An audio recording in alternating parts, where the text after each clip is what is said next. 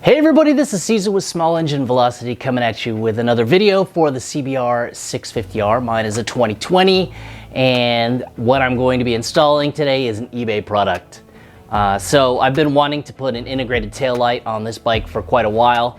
All the integrated taillights that you find online from regular websites is pretty expensive, so when I took the time to look for a exhaust at one point, I found it on eBay. Hey, I thought to myself, hey, maybe I could find myself an integrated taillight on eBay and it would be just as good. So I did that. If you have not seen my exhaust video for the CBR650R, I will put it up here. It's pretty much in the same style. I like to put out some products that are the cheaper ones to find out whether or not they're worth it or not. So, you know, that's where we're at right now. So, before we begin, let's go ahead and roll that intro.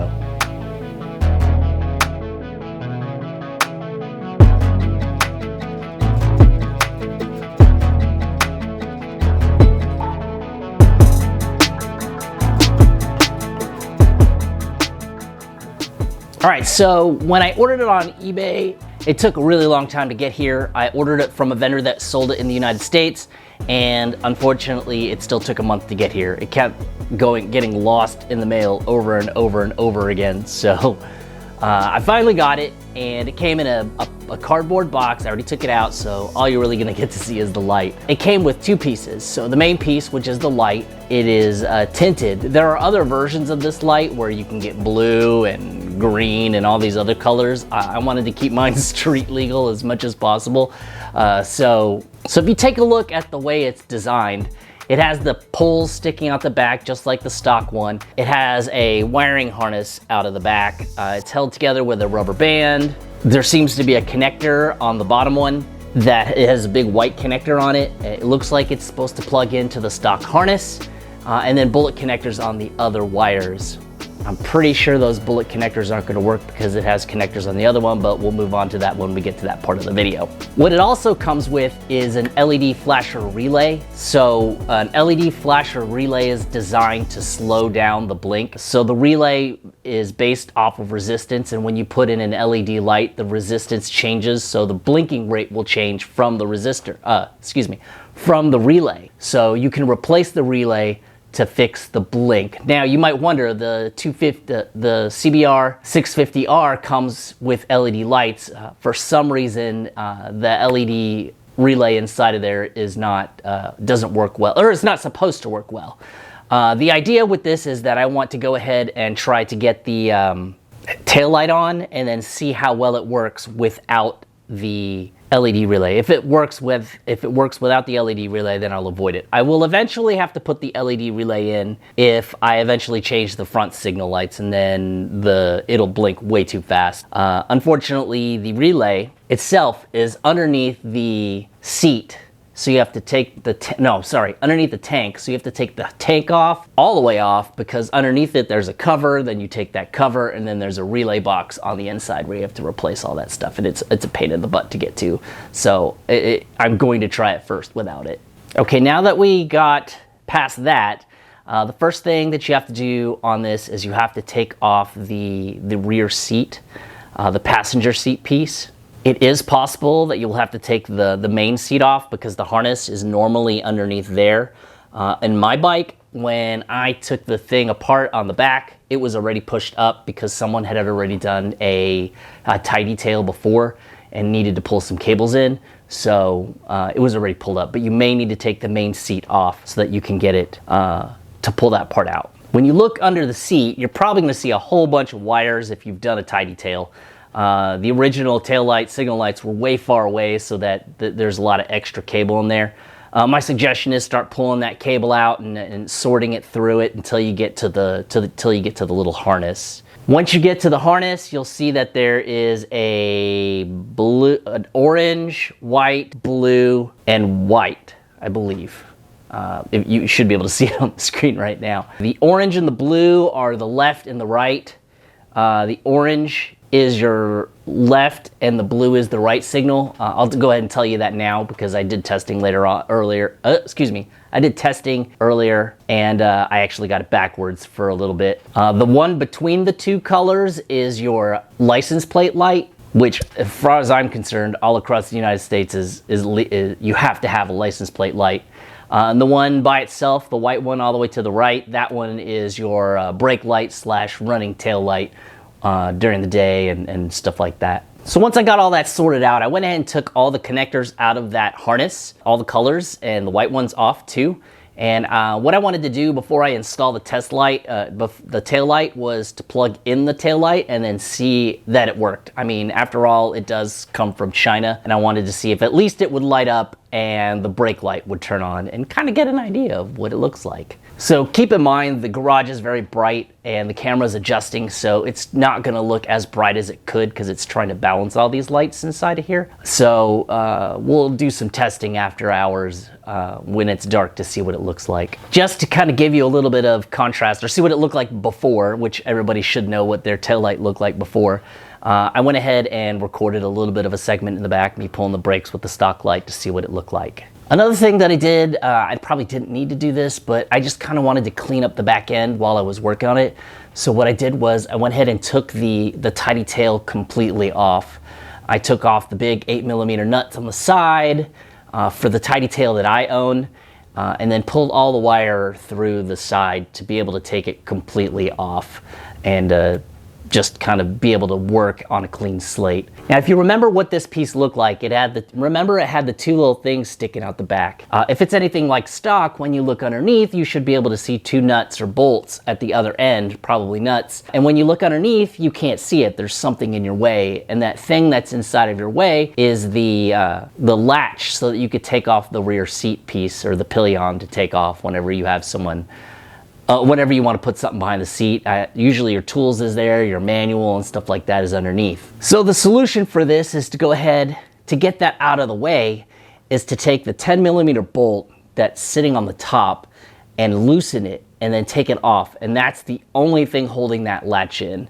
When you take it off, you'll notice that there's another hole behind it that has a little nub.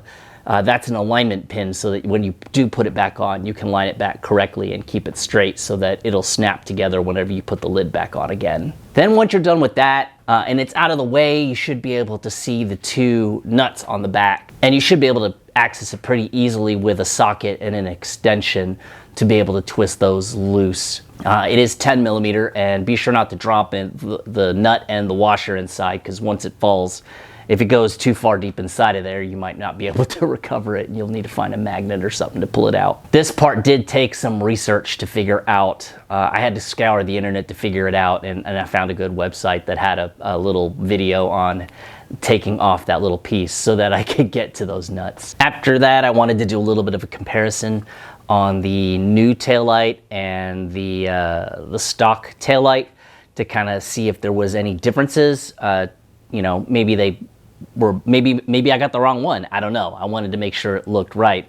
And after taking a look, you could tell that the bolts, the shape of it was right, and then you can also tell that the nuts that stick out, or the threads that are sticking out the back, are right. Now, when you look at the plastic, it does look a little bit different in the back, but that's something that is facing the inside of the bike, so it should be pretty irrelevant. So fair warning, this next part, I never like to do. I never like to do anything like this, but I didn't have these clips for the connector. It's different from the regular Molex or whatever the kind that I use normally, and I couldn't find anything like that in my garage. So unfortunately, what I did was I cut the connectors off of the blue and orange for the left and right taillight. Now, what I did was I cut back on the plastic so that I could cut further back on the cable, so that if I did want to reverse what I did, I would have enough to strip and cut again to be able to connect the old taillight back on again. Believe me, this is not the preferred way I like to do it. I like to make it more permanent, but I don't know if I'm going to keep this. I don't even know if I'm going to like this taillight. So I went ahead and did it anyway. So before I make anything permanent, at the time I didn't know which one was left and right. So what I did was I just twisted some cables together and then put the key in the bike to turn on the left and right signal to see if I was getting it correct. So here's a clip where I'm testing it, and you can see where my hand is pointing where I click the lever for the signal light, and obviously it's in the wrong direction. It does look like it's blinking a little bit too quick, but you can still tell that it's blinking, so I'm okay with that. I went ahead and changed the wires, and now you can tell that it's signaling in the right direction. What this kind of quicker flash tells me is that what that does tell me is if I change the lights in the front for the signal and running light, then it might be hyper flash or just stay on constantly, or flash so fast that it just looks like it's constantly on. So I may need to use that LED relay later. I mean, I had a 50% shot at checking it out testing to see which is left and right, and I obviously chose wrong. So at this point, what I did was I just took the cables and made them more permanent. I had some of the things where you put the two cables in and then you heat it up with a heat gun and a little piece of solder melts and puts them together. That's what I used there. Someone had sent me a bunch of those, so I went ahead and used those and thought they would, I mean, I have them, so might as well use them.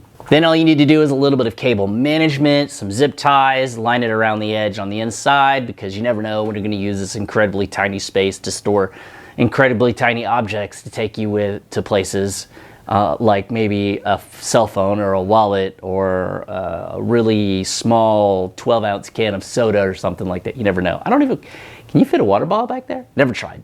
Anyways, so here's what it looks like with the finished product. It looks kind of dim, but then again, like I said, it's the camera and the darkness that we're dealing with, or the brightness in the garage that's making the camera over adjust.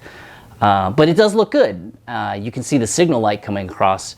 So what I did was I waited until it was dark, and here is the footage of me trying it in the dark, in the driveway, in the garage.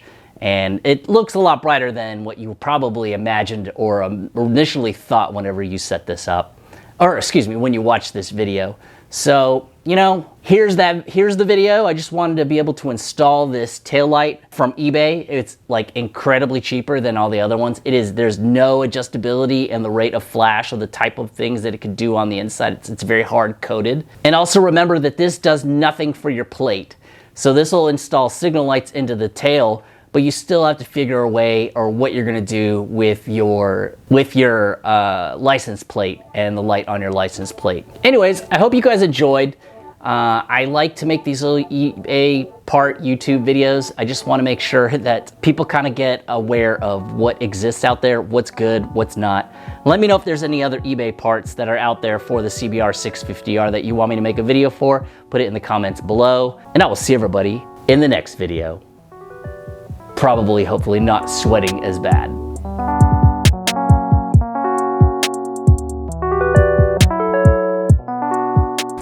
Why in the world does my stage have to be the garage? It is mega hot and I have to turn off all the fans so that I'm not sweating to death, but then I have to bring a towel to keep wiping all my sweat off my face. Anyways, let's keep going. Oh my God, you can actually tell I'm sweating in the garage.